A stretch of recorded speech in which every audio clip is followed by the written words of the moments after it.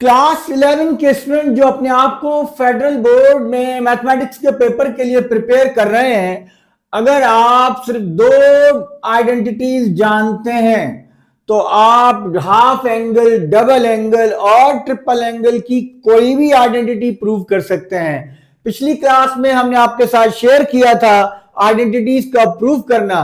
तो वो कौन सी दो आइडेंटिटीज हैं जिनकी वजह से आप हर आइडेंटिटी प्रूव कर सकते हैं। एक बेटा, अगर आपको इतना पता है कि साइन 2 थीटा किसके इक्वल होता है, 2 साइन थीटा कॉस थीटा, बहुत सिंपल सी आइडेंटिटी है। हमने इसका प्रूफ भी पिछले लेक्चर में आपके साथ शेयर किया। ये लेक्चर देखने से पहले अगर आप पहले पिछला लेक्चर करें तो आपको ये समझने में बहुत आसानी होगी। दूसरी आइडेंटिटी क्या है, cos 2 theta is equals to cos square theta minus sine square theta. अगर आपको ये दो आइडेंटिटीज पता है तो आप हर किस्म की ट्रिग्नोमेट्रिक आइडेंटिटी प्रूव कर सकते हैं। कैसे? हम आपके लिए आज कुछ क्वेश्चन सॉल्व करेंगे जिनका थिंकिंग प्रोसेस शेयर करेंगे। आई होप उसके बाद आप कोई भी आइडेंटिटी एसएलओ बेस्ड आपके एग्जाम में आ जाए तो आप प्रूव कर सकते हैं। अस्सलाम वालेकुम, बिस्मिल्लाहिर्रहमानिर्रहीम। क्लास 11 के स्टूडेंट जो हमारे साथ आप एक प्रिपरेशन प्लान पे हम चल रहे हैं। फेडरल बोर्ड में आपके फर्स्ट ईयर के पेपर के लिए हमने एक 50 डेज का प्लान बनाया है जिसमें हम डिफरेंट लेक्चर्स और डिफरेंट कॉन्सेप्ट्स और इंपॉर्टेंट टॉपिक्स वगैरह आपके साथ शेयर कर चुके हैं। आज हम डे 9 और 10 में डबल एंगल, हाफ एंगल और ट्रिपल एंगल आइडेंटिटीज की कुछ ऐसी आइडेंटिटीज को आपके साथ उनके थिंकिंग सॉल्व करने के, प्रूव करने के थिंकिंग प्रोसेस को शेयर करेंगे ताकि आप हर तरह की आइडेंटिटी सॉल्व कर सकें। जैसे कि ये एक मैंने बेटा क्वेश्चन लिया है, ये बहुत इंपॉर्टेंट क्वेश्चन है। असल में तो ये एक सवाल है लेकिन इसमें बहुत सारे सवाल कवर होते हैं। कैसे, वो हम आपको बताएंगे। क्वेश्चन क्या है, इसको समझने की जरूरत है। क्वेश्चन में ये कहा गया है कि आप क्या करें कि साइन स्क्वायर अल्फा और कॉस स्क्वायर अल्फा को एक ऐसे एक्सप्रेशन में लिखें जिसमें कोसाइन टू द पावर 1 हो। पहली बात, जो जिस एक्सप्रेशन में कन्वर्ट करें उसमें सिर्फ कॉस होना चाहिए। दूसरी बात, उस कॉस की पावर 1 होनी चाहिए। ऐसा एक्सप्रेशन बनाना है आपने इस वाले एक्सप्रेशन को लेकर के। तो बेटा आपको याद होगा हमने आपको प्रीवियस क्लास में साइन स्क्वायर और कॉस स्क्वायर की वो आइडेंटिटीज ड्राइव करना सिखाई जिनमें डबल एंगल इन्वॉल्व होता है। क्योंकि आपको अच्छा, यहां पे इस क्वेश्चन को इस तरह भी पूछा जा सकता है कि containing multiple of angles, angle का मल्टीपल तो होना चाहिए लेकिन पावर 1 होनी चाहिए। तो क्या फार्मूला बताया आपको? हमने आपको बताया कि साइन स्क्वायर की जो डबल एंगल वाली आइडेंटिटी है वो होती है 1 माइनस कॉस 2 थीटा बाई 2, और ये आपको ड्राइव करके बताई। फिर हमने आपको बताया कि कॉस स्क्वायर की डबल एंगल वाली आइडेंटिटी होती है 1 प्लस कॉस 2 थीटा बाई 2। अगर आपको ये पता है तो आप इस वाले क्वेश्चन से आया हुआ कोई भी पार्ट, बेटा इसमें क्या क्या हो सकता है, साइन स्क्वायर कॉस स्क्वायर हो सकता है, साइन की पावर 4 हो सकती है, सिर्फ कॉस की पावर 4 हो सकती है इंडिविजुअली, या साइन 4 कॉस स्क्वायर हो सकता है, या कॉस 4 साइन स्क्वायर हो सकता है। तो ये कोई भी पॉसिबिलिटी हो, आपने इनको यूज करना है। अब यहां पर क्या है, साइन स्क्वायर कॉस स्क्वायर, तो आप क्या करेंगे, आप इनकी वैल्यू रिप्लेस कर देंगे। आप इसका रेफरेंस देंगे क्योंकि हमें पता है साइन स्क्वायर कॉस स्क्वायर इसके इक्वल होता है। तो मैं साइन स्क्वायर की जगह लिख सकता हूं बेटा 1 माइनस कॉस 2 अल्फा। ध्यान में रखिए जो एंगल है वही यूज करना है। अक्सर यहाँ अल्फा होता है, बच्चे थीटा यूज करते हैं, या थीटा होता है आप अल्फा यूज करते हैं। जो एंगल उन्होंने दिया है आपने वही एंगल यूज करना है। इसी तरह कॉस स्क्वायर को भी रिप्लेस कर दीजिए। अब ये दो ब्रैकेट्स से आपस में मल्टीप्लाई हो रहे हैं, इनको आप मल्टीप्लाई कर दीजिए। न्यूमरेटर में हमें नजर आ रहा है कि a माइनस बी और a प्लस बी की फॉर्म बन रही है। 2 टू द 4 होगा तो मैंने 1/4 साइड पे लिख दिया और a माइनस बी और a प्लस बी का फॉर्मूला लगाया। तो ये हो गया a square, that means 1 square minus cos 2 alpha का स्क्वायर। बेटा एक बात ध्यान में रखिए, ट्रिग्नोमेट्रिक रेशियो की पावर एंगल से पहले लिखी जाती है, तो ये हो जाएगा cos स्क्वायर ऑफ 2 अल्फा। अब cos तो आ गया, लेकिन प्रॉब्लम यह है अभी तक हमारा सॉल्यूशन इसलिए कंप्लीट नहीं है कि cos की पावर 1 नहीं है, हमें इस पावर को हर सूरत में 1 बनाना है। अब अगर आपने हमारा पिछला लेक्चर नहीं देखा तो हम आपको सजेस्ट करेंगे बेटा वो जरूर देखें, क्योंकि हमने उसमें आपको आइडेंटिटीज ड्राइव करना सिखाई हैं कि आपको अगर सिर्फ 2 आइडेंटिटीज पता हो तो बाकी बहुत सारी आइडेंटिटीज आप कैसे वहां से फाइंड कर सकते हैं। तो देखिए मुझे cos स्क्वायर थीटा पता है किसके इक्वल है। अब मेरी रिक्वायरमेंट है cos स्क्वायर 2 थीटा, तो मैं यहां थीटा की जगह 2 थीटा रिप्लेस कर दूंगा। अगर यहां थीटा की जगह 2 थीटा रिप्लेस करेंगे तो यहां भी थीटा की जगह 2 थीटा रखना पड़ेगा। आपको ये लिखने की जरूरत नहीं है, लेकिन मैं जस्ट आपको समझाने के लिए यहां थीटा के प्लेस पे मैंने लिखा 2 थीटा रिप्लेस किया, तो यहां भी रिप्लेस करना पड़ेगा बेटा। तो जब आप थीटा की जगह 2 थीटा लिखेंगे तो 2 2 से मल्टीप्लाई हो जाएगा और 1 प्लस cos 4 थीटा बाय 2 आ जाएगा। इसका मतलब यह है कि आप जो है वो इसको क्या लिख सकते हैं, इसको आप लिख सकते हैं 1 प्लस cos 4 अल्फा बाय 2, क्योंकि ये फ्रैक्शन है इसलिए मैंने 1 बाय 1 को भी फ्रैक्शन बना दिया। अब जस्ट एलसीएम फाइंड आउट करें तो आपका एक्सप्रेशन कन्वर्ट हो जाएगा। इनका एलसीएम क्या बनता है, दिस इज 1 बाय 4, 2 एलसीएम आ गया, so this is 2 minus 1 and minus cos 4 alpha. 2 minus 1 1 आ जाएगा, 4 2 से 8 आ गया।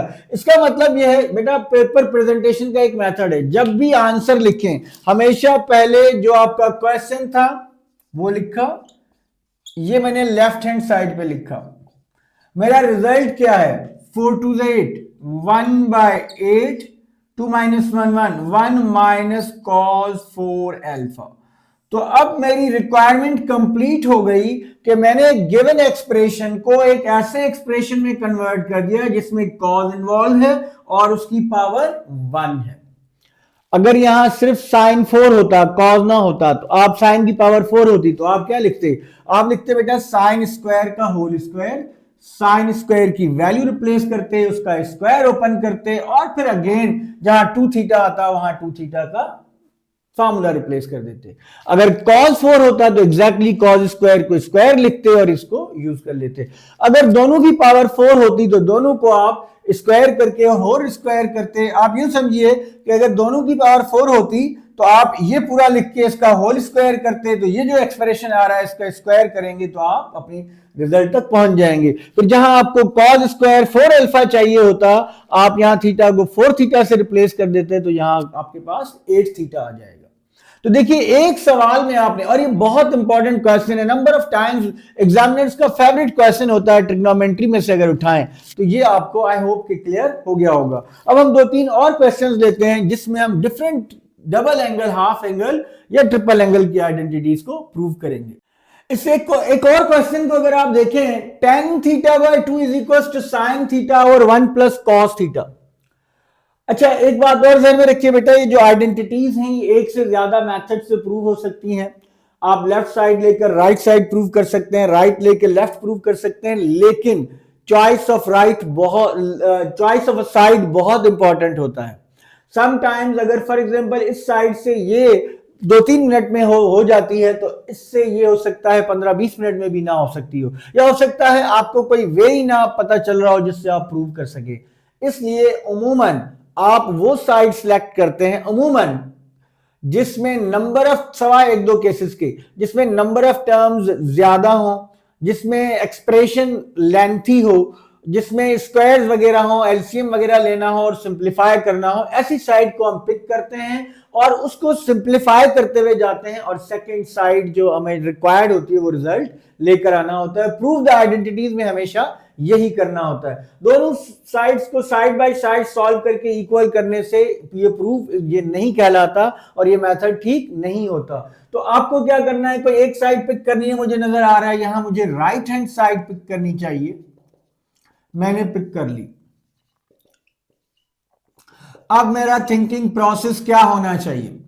पहली बात देखिए, मुझे 10 चाहिए और 10 के साथ थीटा बाई 2 चाहिए, और मुझे पता है कि 10 थीटा होता है sine theta by cos theta, और एंगल थीटा बाय 2 होना चाहिए। तो मेरे जहन में फौरन क्या आना चाहिए? आपको जब हमने आइडेंटिटीज करवाई, डबल एंगल आइडेंटिटीज का जो लेक्चर जिसका मैं बार बार जिक्र कर रहा हूं, उसको देखना बहुत जरूरी है ताकि आप आइडेंटिटीज की डेरिवेशन को सीखिए। तो ये सारा अगर वो आप देखें तो ये आपको 1 मिनट का काम लगेगा। बेटा हमने आपको सिखाया कि साइन 2 थीटा, तो आपको पता है कि 2 साइन थीटा कॉस थीटा होता है, ठीक है। लेकिन अगर आपको सिंपल साइन थीटा चाहिए हो तो आप क्या करेंगे? आप इस थीटा की जगह थीटा बाय 2 रिप्लेस कर देंगे। जब आप थीटा की जगह थीटा बाय 2 रखेंगे तो 2 2 कैंसिल हो जाएगा और आपके पास साइन थीटा का एक फार्मूला आ जाएगा, 2 sine theta by 2 and cos theta by 2। तो आप साइन थीटा की जगह ये एक्सप्रेशन रिप्लेस कर दीजिए, 2 sine theta by 2 and cos theta by 2, और मुझे न्यूमरेटर में साइन थीटा बाय 2 चाहिए ताकि मैं 10 तक पहुंच सकूं। सिमिलरली यहां पर कॉस थीटा बाय 2 चाहिए, तो उसके लिए आपको 1 प्लस कॉस थीटा का फार्मूला आना चाहिए। 1 प्लस कॉस थीटा के लिए आपके जहन में फौरन ये वाली आइडेंटिटी आनी चाहिए।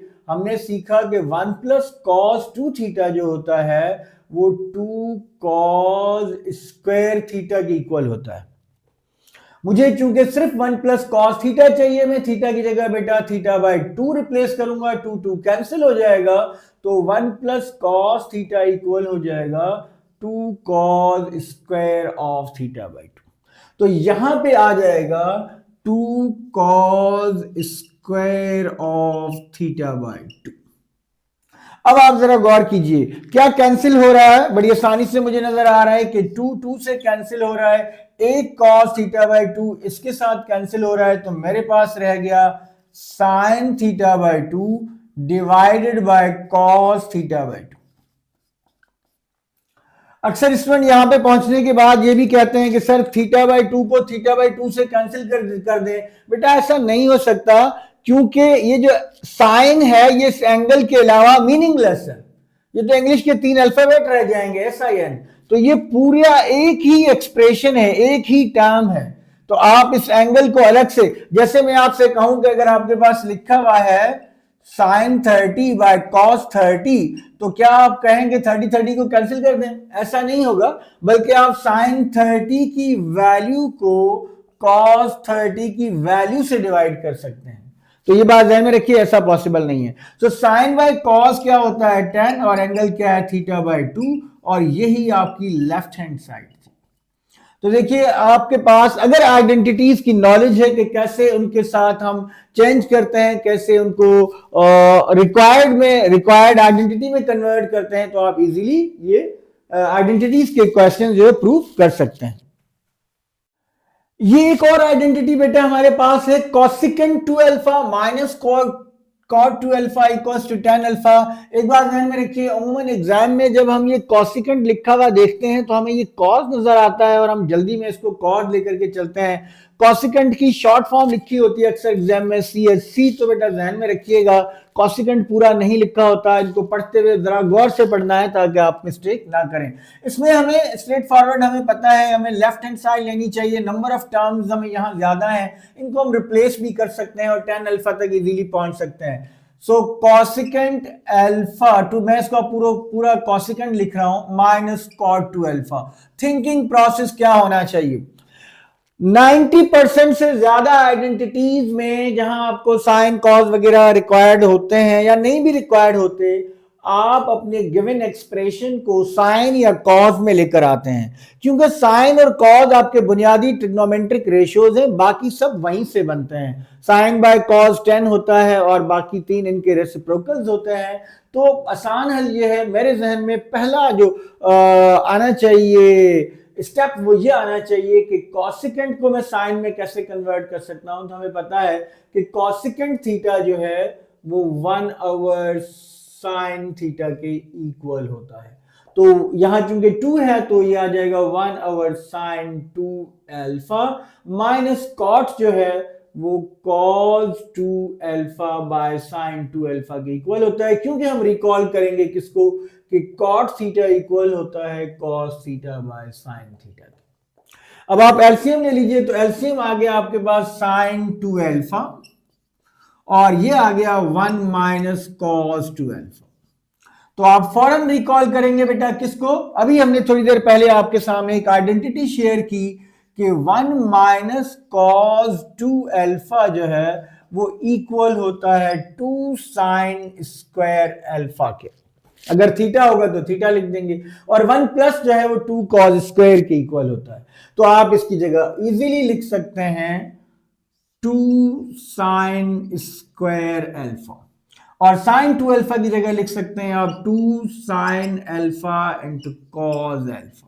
ये 2 कैंसिल हो गया, स्क्वायर sin अल्फा से कैंसिल हो गया, so this is sin alpha by cos alpha and this is tan alpha. तो देखिए कितनी आसानी से आप इस आइडेंटिटी तक पहुंच गए। This is right hand side and this is proved.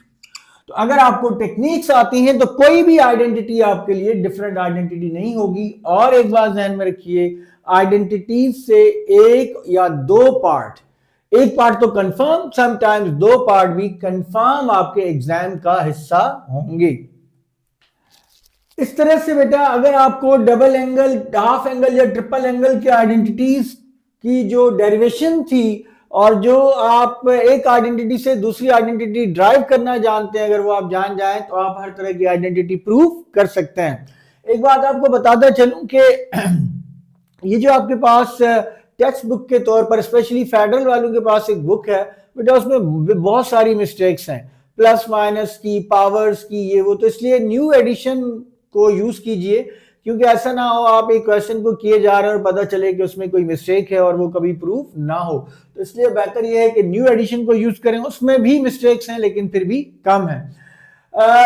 Trigonometry में जो नेक्स्ट इंपॉर्टेंट चीज है जहां से एक लॉन्ग कंफर्म और एक शॉर्ट आता है, वो है बेटा प्रोडक्ट को सम में कन्वर्ट करना और सम को प्रोडक्ट में कन्वर्ट करने के फार्मूलाज, और उन फार्मूलाज का यूज फिर हम करेंगे आइडेंटिटीज प्रूव करने के लिए, और डिफरेंट ट्रिग्नोमेट्रिक एंगल्स की जो है वो प्रोडक्ट जो है किसी नंबर के इक्वल के लिए।